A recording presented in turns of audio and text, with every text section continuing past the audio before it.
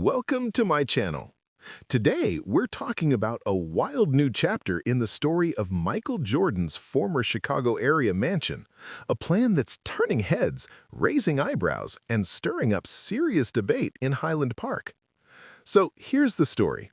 The massive estate once owned by Michael Jordan, known as Champions Point, was purchased last year by real estate investor John Cooper for $9.5 million after sitting on the market for more than a decade.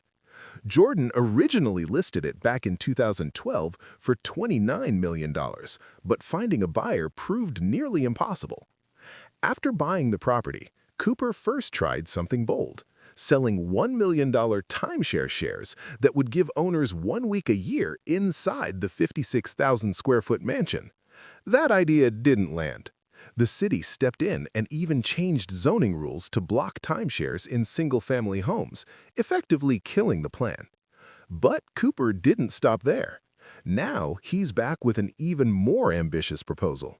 This time, he wants to transform the mansion into a full-scale tourist destination, part museum, part living classroom, and part motivational experience focused on what he calls greatness and personal transformation.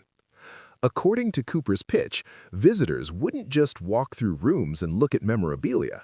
Instead, the estate would become an immersive, multi-sensory experience designed to inspire people to unlock their potential. The property could be open daily during peak season, with guided tours, educational programs, and even a handful of special evening events each year. To make it work, Cooper is asking the city for major zoning changes, permission to increase occupancy limits, and access to a nearby nature preserve for parking and guest drop-offs. He even wants to build a pedestrian path connecting the preserve to the mansion. One notable detail, the iconic 23 gate would be moved inside the property to prevent visitors from stopping or lining up on the street. As you might expect, reaction from the community is mixed. Supporters say the project could celebrate a Chicago sports icon, bring cultural value, and boost local tourism.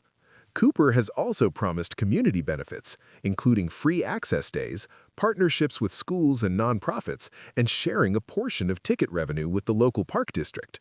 But critics are loud and concerned. Neighbors worry about traffic, crowds, noise, and privacy in what's currently a quiet cul-de-sac. Environmental advocates argue that using a nature preserve to support a private tourist attraction crosses a line. Others question whether the project is truly about community benefit or simply another attempt to monetize a famously hard-to-sell property.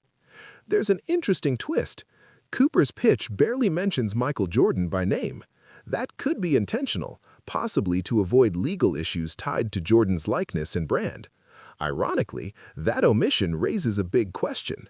Without directly leaning on Jordan's legacy, will people actually pay to visit?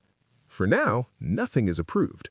City leaders have asked for more details, more discussion, and more clarity before making any decisions. Whether this mansion becomes an inspirational destination or remains a real estate puzzle is still very much up in the air. Conclusion. Michael Jordan's former home continues to live up to its legend, not on the basketball court, but in the world of high-stakes real estate and bold ideas. From failed timeshares to a proposed tourist attraction built around greatness, the mansion's future is as dramatic as Jordan's career itself.